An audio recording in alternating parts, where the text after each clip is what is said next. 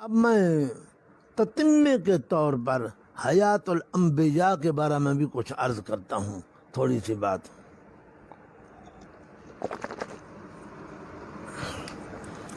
فتح الملہم گھن نہیں تو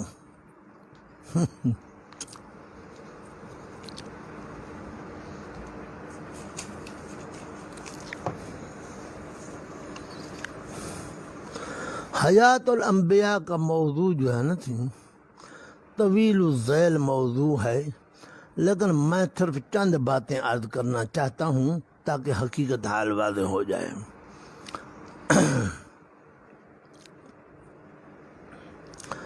یہ میری بات جو ہے نا بڑی قیمتی ہے جو میں اب عرض کر رہا ہوں۔ کچھ لوگ جو ہیں ان کا یہ نظریہ ہے کہ حضرت نبی علیہ الصلوۃ والتسلیم کی وفات کے بعد آپ کی روح بدن میں واپس آ گئی ہے۔ میں یہ ساری باتیں عرض کر رہا ہوں جو کچھ وہ ممبروں پہ بیٹھ کے لوگوں کو کہتے ہیں، سمجھا؟ روح حضرت کی واپس آئی ہے۔ حضرت نبی علیہ السلام قبر پر صلاۃ و سلام پڑھا ہوا سنتے بھی ہیں اور دیکھتے بھی ہیں اور جواب بھی دیتے ہیں۔ کتنے لفظ بولے ہیں میں نے؟ 3۔ سنتے بھی ہیں، دیکھتے بھی ہیں آنے والے کو، اور جواب بھی دیتے ہیں۔ اگر داڑھی والا آیا کھڑا ہو تو دیکھ کر خوش ہوتے ہیں، داڑھی مونڈا آیا کھڑا ہو تو آپ دیکھ کر پریشان ہوتے ہیں۔ داڑھی والا سلام پڑھے تو آپ اس کے سلام کا جواب دیتے ہیں، داڑھی مونڈا پڑھے تو جواب نہیں دیتے، کیونکہ آپ دیکھ لیتے ہیں کہ اس کی داڑھی نہیں ہے، آپ جواب نہیں دیتے۔ اور اگر نبی علیہ الصلوۃ والتسلیم کو درخواست کی جائے کہ حضرت میں فلاں بن فلاں پاکستان سے آیا، اتنی عرصہ میں نے پیسہ اکٹھا کیا اور آج میں بڑی مشکل سے یہاں پہنچا ہوں، مہربانی کرو، میرا فلانا کام ہے، میرا بچہ بیمار ہے، یا میرا فلانا مسئلہ ہے، اللہ سے دعا کرو اللہ میرا وہ کام کر دے، تو آپ دعا بھی کرتے ہیں اللہ پاک سے، اللہ پاک سے دعا بھی کرتے ہیں، جس کو کہا جاتا ہے استشفاء عند القبر، سمجھا نا سی؟ ہم اس بات کے منکر ہیں، ہم ان سب باتوں کے چاہے منکر ہیں۔ ہمارے نزدیک نبی علیہ الصلوۃ والتسلیم اور دیگر انبیاء کی زندگی جو ہے وہ زندگی روحانیہ جنتیہ فی الجنہ ہے، اور جس طرح شہیدوں کی زندگی ہے روحانیہ جنتیہ فی الجنہ ہے۔ کیا معنی؟ انبیاء کرام علیہم الصلوات والتسلیمات اور خصوصاً ہمارے حضرت صلی اللہ تعالی علیہ وسلم روح کو وفات کے بعد روح کو فوراً جنت کا داخلہ دے دیا گیا۔ کس کا داخلہ دے دیا گیا؟ میں انشاءاللہ اس بات پر آؤں گا، پہلے میں اس بات کو لے رہا ہوں جو میں نے عرض کیا ہے۔ ان لوگوں کا کیا عقیدہ ہے؟ روح واپس آ جاتی ہے، روح واپس کر دی جاتی ہے، بدن کے اندر کر دی گئی ہے۔ حضرت قبر مبارک کے اندر اس طرح زندہ ہیں جس طرح زندگی میں زندہ تھے۔ آپ سنتے بھی ہیں، دیکھتے بھی ہیں، جواب بھی دیتے ہیں۔ قبر پر پڑے ہوئے سلام کو سنتے بھی ہیں، دیکھتے بھی ہیں، جواب بھی دیتے ہیں۔ داڑھی والا آیا کھڑا ہو تو خوش ہوتے ہیں، داڑھی مونڈا آیا کھڑا ہو تو مغموم اور پریشان ہوتے ہیں۔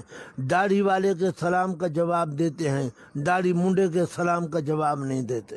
اور اگر کوئی بندہ درخواست کرے دعا کی کہ حضرت اللہ سے دعا کرو میرا فلانا کام ہو جائے، میں پریشان ہوں، دور سے آیا ہوں، تو آپ دعا بھی کرتے ہیں، اللہ پاک سے سفارش بھی کرتے ہیں، ربا مہربان کر اس بندے کا کام کر دے، سمجھا جی؟ اب توجہ فرماؤ اگلی بات، یہ عقیدہ، یہ مجموعہ عقیدہ، روح واپس آیا، دیکھتے ہیں، سنتے ہیں، جواب دیتے ہیں، داڑھی والا، داڑھی منڈا، یہ ساری بات، یہ عقیدہ پہلی بات۔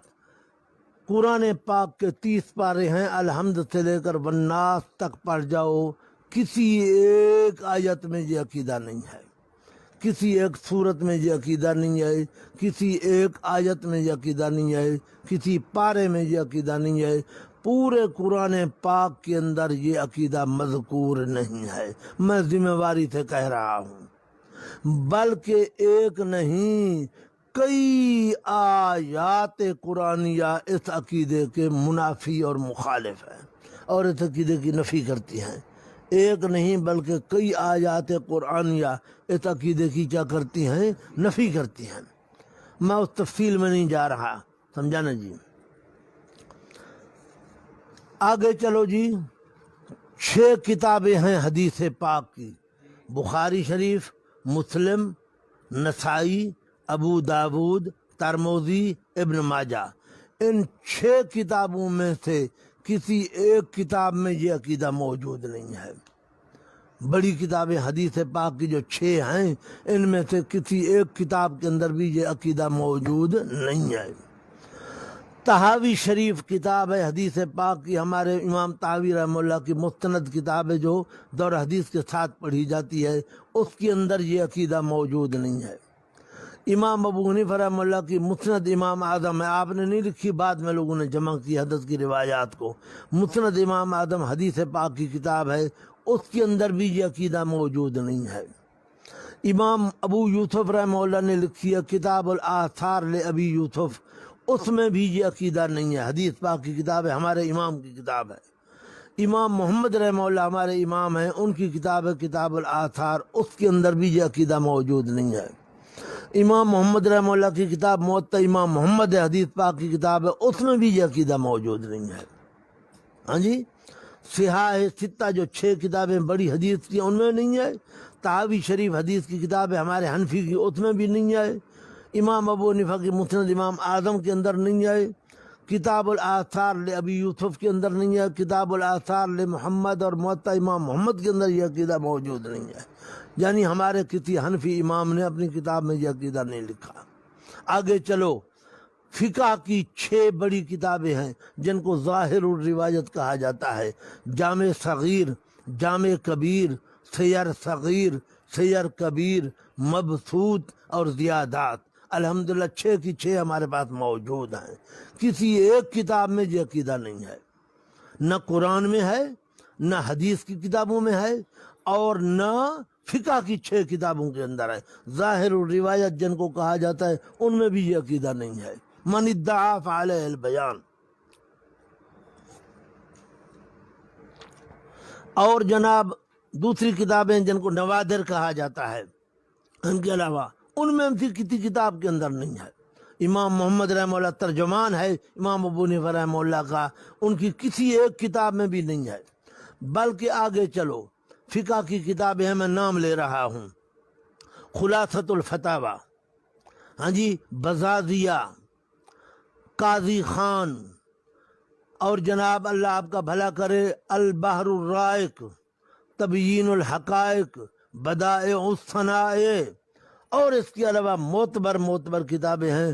خدا گواہ ہے فقہ کی کسی کتاب کے اندر یہ عقیدہ نہیں ہے، میں ذمہ داری سے کہہ رہا ہوں، فقہ کی کسی کتاب کے اندر یہ عقیدہ نہیں ہے۔ بعض فقہا نے لکھا ہے جس طرح علامہ شامی رحمہ اللہ ہے، لیکن یہ ان کا اپنا نظریہ ہے، حنفیت نہیں ہے۔ حنفیت وہ ہے جو ابو حنیفہ سے منقول ہے، جو امام محمد رحمہ اللہ سے اور امام ابو یوسف رحمہ اللہ سے منقول ہے، ہاں جی، ورنہ حضرت ان کتابوں میں سے کسی کتاب کے اندر یہ عقیدہ مذکور نہیں ہے۔ اندازہ فرماؤ، ظلم یہ ہمارے اوپر فتوے ہیں، یہ معتدلی ہیں، یہ اہل سنت والجماعت سے خارج ہیں، اور ان کا عقیدہ پھر کہہ رہا ہوں نہ قرآن میں ہے، نہ صحاح ستہ میں ہے، نہ تحاوی میں ہے، نہ موطا امام محمد میں ہے، نہ کتاب الآثار لابی یوسف میں ہے، نہ کتاب الآثار لمحمد میں ہے، نہ مسند امام اعظم میں ہے، نہ 6 کتابیں ظاہر الروایت ان کے اندر ہے، نہ نوادر کے اندر ہے، نہ بدائع الصنائع میں ہے، نہ بزازیہ میں ہے، نہ قاضی خان میں ہے، نہ خلاصۃ الفتاوی میں، نہ تبیین الحقائق میں، نہ البحر الرائق میں، نہ مجمع الانہر کے اندر، کسی کتاب کے اندر فقہ کے اندر۔ بعض فقہا نے لکھا ہے، ان کا اپنا نظریہ فی حنفیت نہیں ہے، تو ایسے عقیدے کے اوپر پھر جم جانا اور فریق مخالف کو کہنا یہ معتدلی ہے، ہاں جی، اس سے بڑا ظلم اس دنیا کے اندر اور کیا ہوگا؟ سمجھ رہے ہو جی؟ ہاں، میں نے خود ایک مفتی کو پکڑا، بڑا مفتی ہے، نام میں نے کہا حضرت وہ بندہ بہت اچھا ہے، صالح انسان ہے۔ میں نے کہا مجھے تو یہ تو فرماؤ، یہ جو عقیدہ بیان کرتے ہیں ممبروں پہ بیٹھ کے، پھر آپ مفتی ہو، ہمارا تمہارا یہ افتاء والا کام ہے، فقہ کی کسی کتاب میں ہے؟ ظاہر و روایت کی جو 5 کتابیں ان میں تو کسی کتاب کے اندر ہے؟ کہنے لگے نہیں ہے۔ پہلے منہ نیچے کر لیا، دیر بعد تھار اوپر اٹھا کہتے نہیں ہے۔ میں نے پھر ان کتابوں کا نام لیا جو میں نے آپ کو سنا، یہ معتبر کتاب ہے، کہتے ان میں بھی نہیں ہے۔ اب اگلی بات سنو، یہ عقیدہ قدوری میں نہیں ہے، یہ عقیدہ کنز الدقائق میں نہیں ہے، شرح وقایہ میں نہیں ہے، ہدایہ کے 4 جلدوں میں تو کسی کتاب کے اندر نہیں ہے۔ ہاں جی، مدارس میں یہ کتابیں فقہ کی پڑھائی جاتی ہیں، قدوری پڑھائی جاتی ہے، معتبر کتاب ہے، کنز الدقائق ہے، شرح وقایہ ہے، ہدایہ کے 4 جلد ہیں، کسی ایک کتاب کے اندر بھی یہ عقیدہ موجود نہیں ہے۔ یہ جو میں نے بیان کیا، یہ جو ممبروں پہ بیٹھ کے بیان کرتے ہیں، ظلم ہے۔ نہ قرآن میں ہے، نہ حدیث میں ہے، نہ فقہ میں ہے، اور جناب یہ اہل سنت والجماعت کا عقیدہ ہے، متفقہ عقیدہ ہے، یہ اس کے خلاف ہیں، یہ معتزلی ہیں، ان کے پیچھے نماز نہیں ہوتی، اندازہ کرو، نماز نہیں ہوتی ان کے پیچھے۔ خبردار، آپ ان کے پاؤں پہ ہاتھ رکھو، رومالے اور پگڑیاں ان کے پاؤں پہ رکھو، اللہ واسطے ہمیں ایک دلیل دے دو، یہ جو میں کہہ رہا ہوں ان میں سے ایک دلیل تو دے دو۔ ظاہر و روایت کی کسی کتاب میں ہو تو ہمیں دکھاؤ، ہم ان کو حوالہ تو دیں۔ وہ تو کہہ رہے ہیں نہیں آئے، قدوری میں ہو، ہدایہ میں ہو، شرح وقایہ میں ہو، بدائع الصنائع میں ہو، قاضی خان میں ہو، بزازیہ میں ہو، کسی بھی ہو، ہمیں دکھاؤ تو ہم ان کو جا کر دکھائیں۔ خدا گواہ ہے، قیامت آ جائے گی، حوالہ نہیں ملے گا، ہے ہی نہیں۔ حوالہ تو اس چیز کا ملتا ہے جو ہوئے نا، اس کا حوالہ کیا ملے، کسی کتاب میں نہیں ہے۔ سمجھ رہے ہو جی؟ یاد کر لو یہ بات، یہ 6 کتابیں حدیث کی، قرآن پاک، اور 6 کتابیں ظاہر و روایت، نوادر، اور باقی کتابیں کسی کتاب کے اندر یہ مسئلہ نہیں ہے۔ سمجھ رہے ہو جی؟ مبسوط ہے ہماری کتاب، مبسوط علامہ سرخسی رحمہ اللہ کی، حیران ہو جاتے بندہ، 30 جلدوں میں ہے۔ اس مبسوط والے کو بادشاہ نے گرفتار کر لیا، کنواں تھا، کنویں میں پھینک دیا بیچارے کو۔ شاگرد اوپر بیٹھ جاتے تھے، وہ نیچے سے یاد بتاتا تھا، شاگرد لکھتے تھے۔ ہاں، یاد وہ بتاتا جاتا تھا بغیر کتابیں دیکھنے کے، اور شاگرد لکھتے جاتے تھے۔ پھر اس کی رہائی ہو گئی، نکلا باہر اور باقی مکمل کرایا۔ 30 جلدوں کے اندر ہے، معتبر کتاب ہے ہماری فقہ کی، خدا گواہ ہے اس کے اندر بھی یہ مسئلہ مذکور نہیں ہے، کسی کتاب کے اندر نہیں ہے۔ اب فرماؤ ہمارا کیا قصور ہے اس بات میں؟ حوالے تمہارے پاس نہیں ہیں؟ ہاں جی، یہ بات وہی ہے کہ ایک بستی تھی، اس میں سارے ناک کٹے تھے، ان کا ناک نہیں تھے۔ ایک بندہ آ گیا ناک والا، انہوں نے کہا یار یہ تو کام خراب بنا، یہ تو ہمارے اوپر اعتراض کرے گا، ہنسے گا کہ تمہاری ناک نہیں ہے، تو پہلے سے شور مچا دو، ناکو آیا، ناکو آیا، ناکو آیا۔ وہ الٹا ناک والا بیچارہ جو تھا نا، وہ عیب ناک بن گیا، ہاں جی، اور جو بے ناک تھے وہ ٹھیک ٹھاک وہ آ جائیں۔ یہ وہی بات ہے، دلیل تمہارے پاس نہیں ہے، ممبروں پہ بیٹھ کے اچھلتے ہو، کودتے ہو اور عقیدے بیان کرتے ہو، دلیل ایک نہیں ہے، اور کہتے الٹا ہمارے بارے میں کہ یہ ایسے ہیں، یہ ایسے ہیں، یہ ایسے ہیں۔ اب میں آپ حضرات کو حضرت نانوتوی رحمہ اللہ کی کتاب دکھاتا ہوں جناب، کہ آپ نے کیا لکھا ہے۔ ہاں جی، حضرت نانوتوی رحمہ اللہ بانی ہے نا دارالعلوم دیوبند کے جی، ان کو جو مانے گا وہ دیوبندی ہے، جو ان کو نہیں مانے گا وہ دیوبندی نہیں ہے۔ اب یہ میرے پاس ہے لطائف قاسمی ہے جناب، اس کا صفحہ 5 ہے، لطائف قاسمی کا صفحہ 5، اس میں یہ عبارت ہے، مگر ایسا یاد پڑتا ہے کہ اکثر احادیث باب حیات ضعیف ہیں۔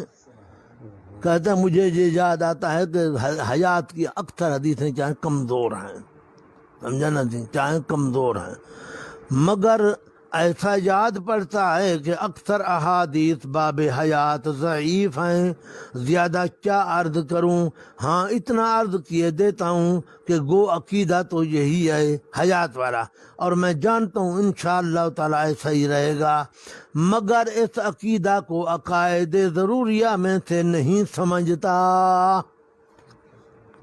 میں حیات کا قائل ہوں لیکن میں اس کو ضروری عقیدہ نہیں سمجھتا، اور انہوں نے تو مدار بنا رکھا ہے سب کا کہ جو اس کا منکر ہے اس کے پیچھے نماز نہیں ہوتی، ظلم ہے۔ سچی بات ہے، یہ دیوبندی نہیں ہے، اگر دیوبندی ہوتے تو اس بات پر عمل کرتے۔ عقائد ضروریہ میں سے نہیں سمجھتا، نہ تعلیم ایسی باتوں کی کرتا ہوں، میں ایسی باتوں کی تعلیم ہی نہیں کرتا دوسروں کو، اپنے دل میں رکھا ہوا ہے یہ عقیدہ، دوسروں کو نہیں بتاتا۔ نہ منکروں سے دست و گریباں ہوتا ہوں، جو منکر ہیں ان کے ہاتھا پائی نہیں کرتا، ان کے گریبان میں ہاتھ نہیں ڈالتا میں۔ دیکھو جی، آج کا ملا اس ساری عبارت کے سری خلاف کر رہا ہے اور کہتا ہے دیوبندی میں ہوں، بانی دارالعلوم دیوبند کی بات کے خلاف کر رہا ہے، کہتا ہے میں دیوبندی ہوں۔ آگے جناب کہتے ہیں، فرماتے ہیں رحمہ اللہ تعالی، خود کسی سے کہتا نہیں پھرتا، میں آپ کسی کو نہیں بتاتا یہ عقیدہ، کوئی پوچھتا ہے اور اندیشہ فساد نہیں ہوتا تو اظہار میں دریغ بھی نہیں کرتا، کوئی پوچھتا ہے اور مجھے لگتا ہے کہ فساد نہیں ہوگا تو پھر بتا بھی دیتا ہوں۔ آپ اس امر کو ملحوظ رکھیں تو بہتر ہے، تو صحیح یہ حکم کرو، آپ بھی اس امر کو ملحوظ رکھیں تو بہتر ہے۔ اب آپ نے صاف کہہ دیا کہ حیات کی حدیثیں ضعیف ہیں، اور پھر فرماتے ہیں کہ میں کسی کے دست گریبان نہیں ہوتا، کوئی پوچھتا ہے اور فساد کا ڈر نہیں ہوتا تو بتا بھی دیتا ہوں۔ آپ بھی اس امر کو ملحوظ رکھو، ہاں جی، اور آپ لوگوں نے سب کچھ معیار اسی کو بنا لیا ہے کہ سب کچھ یہی ہے۔ میں یہ تو میری بات کے متعلق تھی، بات میں نے بتائی ہے۔ طبعاً میں دو باتیں اور بھی عرض کرتا ہوں، طبعاً، سمجھا جی، دو باتیں اور۔ ایک بات آپ نے جو حیات اپنا اس میں آب حیات میں لکھی ہے جی، بڑی عجیب بات ہے۔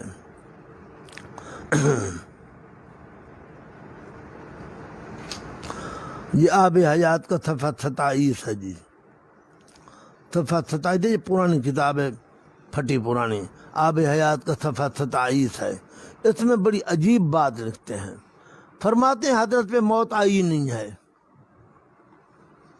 موت آئی نہیں ہے۔ ملا کس خیال میں بیٹھے ہو؟ یہ نانوتی رحمہ اللہ کی عبارت میں پڑھ کر سنا رہا ہوں۔ فرماتے ہیں اس حیات کو یا تو حیات ثانی کہا جائے گا، یعنی اگر آپ پر موت آئی اور پھر حیات آئی تو حیات ثانی کہا جائے گا، یا مثل حیات شہداء سمجھا جائے گا، مگر ظاہر ہے کہ یہ دونوں صورتیں مفید مطلب صاحب رسالہ نہیں۔ اصل میں آپ نے یہ رسالہ لکھا ہے کہ حضرت کی میراث نہیں ہے، کیوں؟ اس لیے کہ آپ زندہ ہیں، زندہ کی میراث نہیں ہوا کرتی۔ میں یہ بات بھی سمجھاتا ہوں انشاءاللہ تعالیٰ، آپ کو ابھی سمجھاتا ہوں انشاءاللہ تعالیٰ۔ اچھا، میں اگر کہوں کہ موت آ گئی پھر حیات آ گئی، یہ تو مجھے مفید نہیں ہے، ہاں جی، مطلب نہیں ہے، صاحب رسالہ نہیں۔ اس کی غرض ترد و قد سے یہ ہے کہ رسول اللہ صلی اللہ علیہ وسلم کی حیات دنیاوی علی الاتصال اب تک برابر مستمر ہے، علی الاتصال اب تک برابر مستمر ہے، پہلے جس طرح زندہ تھے، استمرار اور دوام کے ساتھ وہی حیات آ رہی ہے، اس میں انقطاع یا تبدل و تغیر، انقطاع یا تبدل و تغیر، جیسے حیات دنیاوی کا حیات برزخی ہو جانا واقع نہیں ہوا، نہ وہ زندگی منقطع ہوئی ہے نہ اس میں تغیر تبدل آیا ہے۔ آؤ جی مولویوں، سارے جہان کے مولویوں کو چیلنج ہے، اس عبارت کا جواب دو۔ کہتے ہو ہم دیوبندیاں، ٹھیکہ اٹھایا ہوا ہے تم نے، اور دوسرے جو ہیں وہ دیوبندی نہیں ہیں۔ صاف لکھا ہے حیات دنیاوی علی الاتصال اب تک برابر مستمر ہے، اس میں انقطاع یا تبدل و تغیر جیسے حیات دنیاوی کا حیات برزخی ہو جانا واقع نہیں ہوا، نہ انقطاع ہوا ہے، نہ تغیر ہوا ہے، نہ تبدل ہوا ہے، کچھ بھی نہیں ہوا۔ حیات دنیاوی حیات برزخی نہیں بنی، وہی حیات دنیاوی علی الاتصال برابر مستمر چلی آ رہی ہے۔ اب کون سا دیوبندی ہے؟ جو دیوبندی یہ عقیدہ نہیں رکھے گا وہ دیوبندی نہیں ہے۔ بانی دارالعلوم دیوبند والا عقیدہ رکھنا پڑے گا اگر دیوبندی بننا ہے تو۔ ہاں جی، اچھا جی، ایک اور بات بھی کہہ دوں، طبعاً کہہ رہا ہوں میں اس کے ساتھ ساتھ، لوگ کیا کہتے ہیں؟ لوگ کہتے ہیں جی نبی چونکہ زندہ ہے اس لیے اس کا ورثہ نہیں ہے۔ نبی اعظم کا ورثہ نہیں ہے نا، کسی پیغمبر کا ورثہ نہیں ہے، چونکہ زندہ ہیں اس لیے ورثہ نہیں ہے۔ زندہ کا ورثہ تو نہیں ہوتا نا جی۔ ہاں جی، میں اس کا جواب دے رہا ہوں، دو جواب ہیں، پہلا جواب الزامی، دوسرا جواب بھی الزامی ہے۔ پہلا جواب الزامی یہ ہے کہ اگر ایسا ہے کہ زندہ ہیں اس لیے ورثہ نہیں ہے تو پھر شہید بھی زندہ ہے، اس کا بھی ورثہ نہ ہونا چاہیے، حالانکہ شہید کا تو ورثہ تقسیم ہوتا ہے۔ شہید زندہ ہونے کے باوجود اس کا ورثہ تقسیم ہوتا ہے، تو نبی علیہ السلام زندہ ہیں تو تب بھی ان کا ورثہ تقسیم ہونا چاہیے۔ زندگی کا اگر علت ہے تو پھر شہید کا ورثہ کیوں تقسیم کرتے ہو؟ معلوم ہے یہ علت نہیں، علت کوئی اور ہے، سمجھا نہ سی؟ دوسرا الزامی جواب، توجہ کی ضرورت ہے، بڑی قیمتی بات عرض کر رہا ہوں، کہ تم کہتے ہو کہ چونکہ نبی علیہ السلام زندہ ہیں اس لیے ورثہ نہیں۔ یہ کون سا کمال ہے؟ واحد بخش زندہ ہے اس کا ورثہ تقسیم نہیں ہوگا، حافظ زندہ بیٹھا ہے اس کا ورثہ تقسیم نہیں ہوتا، میں زندہ بیٹھا ہوں میرا ورثہ تقسیم نہیں ہوگا، مولوی امیر محمد صاحب بیٹھے ہیں ان کا ورثہ تقسیم نہیں ہوگا۔ مرنے کے بعد ہوتا ہے نا تقسیم۔ اگر کہتے ہو کہ چونکہ نبی زندہ ہیں صلی اللہ تعالی علیہ وسلم اس لیے ان کی میراث نہیں ہے، یہ غلط ہے، اس لیے کہ یہ حدث کی خصوصیت نہیں، تو جو بھی زندہ ہے، ہاں جی، ہاں یوں کہو جس طرح ہم بے وقوف عرض کر رہے ہیں، کیا کہ ہم اگر مر جائیں گے ہمارا ورثہ تقسیم ہو جائے گا، نبی باوجود فوت ہونے کے نبی کا ورثہ نہیں ہے۔ یہ کمال ہے، میں مر گیا ورثہ ہے، یہ ملک صاحب مر گئے ورثہ ہے، یہ مر گئے سارے ورثہ ہے، لیکن نبی باوجود فوت ہو جانے کے ان کا ورثہ نہیں ہے۔ یہ ہے خصوصیت کہ باقی مر جائیں تو ورثہ ہے، نبی فوت ہو جائے تو ورثہ نہیں ہے۔ خصوصیت یہ ہے، وہ تو نہیں ہے۔ وہ تو تم کہتے چونکہ زندہ ہے اس لیے ورثہ نہیں، تو جو بھی زندہ ہے اس کا ورثہ تقسیم نہیں ہوتا۔ بات سمجھ آئیے جی؟ یہ کہنا یاد کر لو یہ بات، چونکہ جی نبی زندہ اس لیے ورثہ نہیں۔ اوے بابا زندہ تو جو بھی ہے اس کا ورثہ نہیں ہے، یہ تو نبی اعظم کی خصوصیت نہیں بنتی۔ ہاں خصوصیت تب بنتی ہے جس طرح ہم کہتے ہیں کہ نبی علیہ السلام باقی مر جائیں تو ورثہ تقسیم کرو، جلدی کرو جلدی کرو، دیر نہ کرو، لیکن نبی علیہ السلام کی شان ہے کہ باوجود موت کے ورثہ نہیں ہے، یہ خصوصیت ہے۔ اور تیسرا جواب اصل ہے کہ حضرت کا میراث کیوں نہیں ہے؟ اس لیے کہ آپ نے فرما دیا انا معاشر الانبیاء لا نرث ولا نورث، ہم انبیاء کی جماعت، ہم نہ کسی کے وارث بنتے ہیں نہ کوئی ہمارا وارث بنتا ہے۔ یہ ہے اصل علت، آپ نے خود فرما دیا ہے، سمجھ رہے ہو جی؟ دوسری بات، وہ کہتے ہیں نبی کی بیویوں کے ساتھ شادی جائز نہیں ہے، حضرت نبی علیہ الصلوۃ والتسلیم کی بیویوں کے ساتھ شادی جائز نہیں ہے۔ کیوں نہیں ہے؟ زندہ ہیں جی، زندہ ہیں اس لیے شادی جائز نہیں ہے۔ اور زندگی کو علت بناتے ہیں لوگ، کہتے ہیں جی کیونکہ آپ زندہ ہیں اس لیے شادی جائز نہیں ہے۔ اس کے بھی وہی دو جواب ہیں الزامی۔ پہلا جواب کہ اگر زندگی علت ہے شادی نہ ہونے کی تو پھر شہید کی بیوی سے بھی شادی نہ کرو، کیونکہ شہید زندہ ہے، اللہ نے خود فرما دیا۔ شہید باوجود کہ زندہ ہے لیکن اس کی بیوی سے شادی ہو رہی ہے، تو معلوم ہوا نبی علیہ السلام کے ازواج کے ساتھ شادی نہ کرنے کی علت حیات نہیں، کوئی اور علت ہے، کوئی اور علت ہے، حیات نہیں ہے۔ اگر حیات ہوتی تو پھر شہید کی بیوی سے بھی شادی نہ ہوتی۔ دوسرا جواب جی ہاں بالکل، دوسرا جواب یہ ہے کہ زندہ تو جو بھی ہے اس کی بیوی کے ساتھ شادی جائز نہیں ہے. ہاں جی، ایک زانی شرابی بندہ ہے، جب تک وہ زندہ اس کی بیوی کے ساتھ بھی شادی جائز نہیں ہے. پھر نبی کی کیا خاصیت ہے؟ نبی زندہ ہے اس لیے شادی جائز نہیں ہے اس کی بیوی کے ساتھ، اور زید زندہ ہے اس کی بیوی سے شادی جائز نہیں، عمر زندہ اس کی بیوی سے شادی جائز نہیں، بکر زندہ اس کی بیوی سے شادی جائز نہیں. یہ تو خصوصیت نہیں ہے. ہاں خصوصیت یہ ہے زید مر گیا اس کی بیوی سے شادی کرو، نبی فوت ہو گیا اس کی بیوی سے شادی نہ کرو، یہ خصوصیت ہے. عمر مر گیا اس کی بیوی سے شادی کرو، نبی فوت ہو گیا اس کی بیوی سے شادی نہ کرو، نبی کی شان ہے. ہاں یہ کہنا کہ چونکہ زندہ ہے اس لیے ان کی بیوی سے شادی جائز نہیں، یہ کون سی علمی بات ہے؟ یہ تو کم عقلی کی بات ہے. زندہ تو جو بھی ہے اس کی بیوی سے شادی جائز نہیں ہے، خواہ وہ لچا لفنگا کیوں نہ ہو، کافر کیوں نہ ہو. کافر زندہ ہے اس کی بیوی سے بھی کسی کو شادی جائز نہیں ہے. نبی تو سبحان اللہ کتنی شان والا ہوتا ہے. ہاں جی، اصل بات کیا ہے؟ تیسرا جواب تحقیقی کہ نبی کی بیوی کے ساتھ شادی اس لیے جائز نہیں کہ اللہ نے قرآن میں فرما دیا وَأَزْوَاجُهُ أُمَّهَاتُهُمْ، میرے نبی کی بیویاں تمہاری مائیں ہیں. بس یہ ہے، یہ اصل بات کہ چونکہ نبی کی بیوی ہماری ماں ہے اور ماں سے شادی جائز نہیں، میرے نبی کی بیوی سے شادی تم نہیں کر سکتے. یہ اصل علت ہے. یاد رہے گی یہ بات، خیال کرنا جی.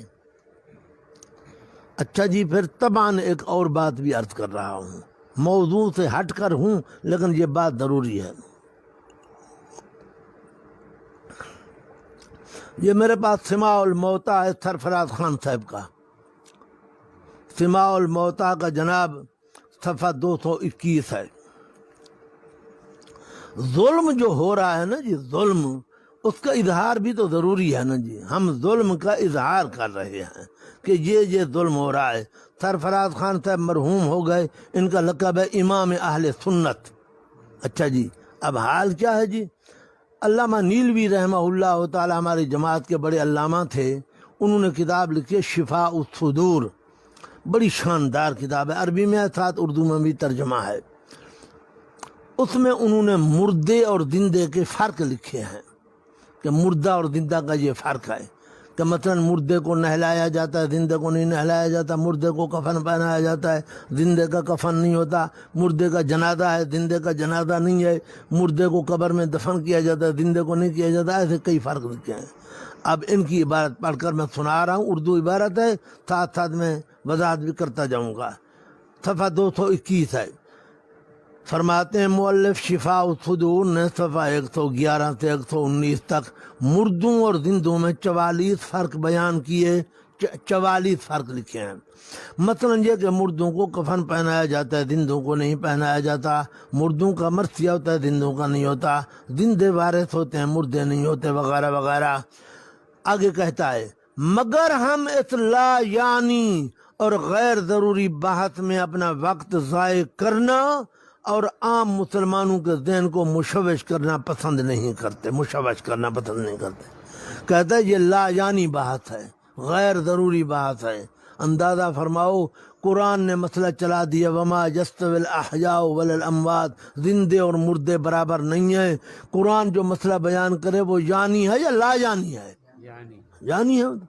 قرآن مسئلہ بیان کرے کہ مردے زندے برابر نہیں ہیں، مولانا کہتے ہیں یہ لا یعنی بحث ہے. قرآن مسئلہ بیان کرتا ہے وما یستوی الاحیاء ولا الاموات، مولانا کہتے ہیں یہ غیر ضروری بات ہے. اس شرک کی دا مونڈ دا یہ ہے، شرک کی ابتدا تو یہی ہے. ہاں جی، جب ہم کہیں گے مردہ سنتا ہی نہیں ہے، بات ہی ختم ہو گئی. دیکھتے نہیں ہے، جانتا نہیں ہے، بات ہی ختم ہو گئی. یہ کہتے ہیں یہ لا یعنی غیر ضروری بات ہے، ہم اپنا وقت ضائع نہیں کرنا چاہتے اور مسلمانوں کے ذہن کو مشوش کرنا پسند نہیں کرتے، تشویش پیدا نہیں کرتے. کیا تشویش ہے جی؟ صاف بات ہے مردے زندے برابر نہیں ہے، بس بات ختم. یہ جگہ نہ کہ تشویش ہے. کون سی تشویش ہے یہاں؟ آگے دیکھو جی، کہتا ہے ہم ارخاء عنان کرتے ہوئے کہتے ہیں کہ چلو سب فرق صحیح ہیں. اگلی لفظ ظلم دیکھو، ظلم بالا ہے. ظلم کہتا ہے لیکن ادراک، شعور، فہم، سماع میں مردے اور زندے برابر ہیں. انا للہ و انا الیہ راجعون. سچی بات ہے مول صاحب. انا للہ و انا الیہ راجعون. کہتا ہے ادراک، شعور، فہم، سما میں مردے اور زندے برابر ہیں. جس طرح زندہ دیکھ رہا ہے، شعور رکھتا ہے، جان رہا ہے، مردہ بھی جان رہا ہے. زندہ سنتا ہے، مردہ بھی سنتا ہے. زندہ کو ادراک اور علم ہوتا ہے، مردہ کو بھی علم ہے. زندہ بھی بات کو سمجھتا ہے، مردہ بھی سمجھتا ہے. دیکھو جی، لیکن ادراک، شعور، فہم، سما میں مردے اور زندے برابر ہیں.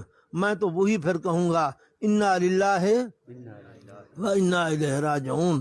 قرآن کہتا ہے وما یستوی الاحیاء ولا الاموات، اور یہ کہتے ہیں برابر ہیں.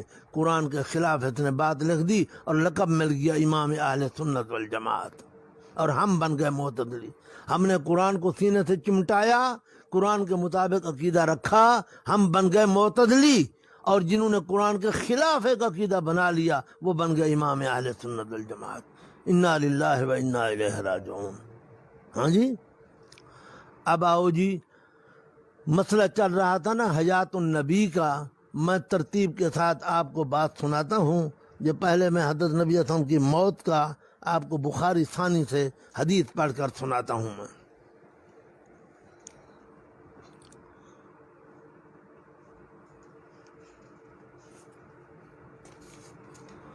کتنا نشانے رکھے، نشانے بھی جاتے ہیں بدن. حیات الشہداء.